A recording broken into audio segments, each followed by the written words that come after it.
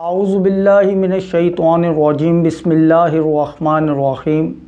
जैसे कि आप हज़रात को मालूम है कि ज़कात के मसारिफ़ ज़िक्र हो रहे थे और इसी के मसाइल चल रहे हैं, तो याद रखिए कि ज़कात अदा करते वक्त दो चीज़ों का पाया जाना ये बेहद ज़रूरी है।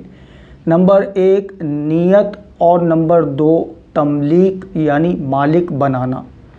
नीयत दिल के पुख्ता इरादे को कहते हैं। ज़बान से कह लेना ये अफजल होता है, मुस्तहब होता है, लेकिन ज़रूरी नहीं।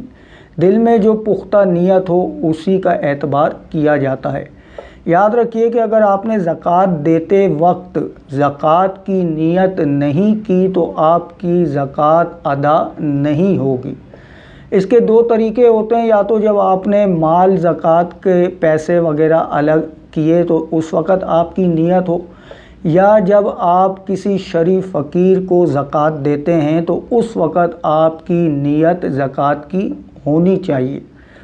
बसा औक़ात ऐसा होता है कि फ़कीर को आपने जो है ज़कात के पैसे दे दिए और उस वक़्त आपने नीयत नहीं की, बाद में आपको याद आया कि मैंने नीयत नहीं की, तो अब अगर आपका गालिब गुमान ये है कि अभी तक उसने ख़र्च नहीं किए होंगे तो आप ज़कात की नीयत कर लें, ज़कात अदा हो जाएगी।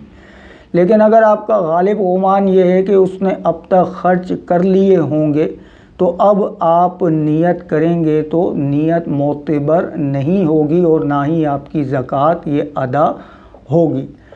अल्लाह तबारक व तआला से दुआ है कि जो हमने सुना इस पर हमें अमल करने की तौफ़ीक़ रफ़ीक मरहमत फ़रमाए। आमीन या रब्बल आलमीन।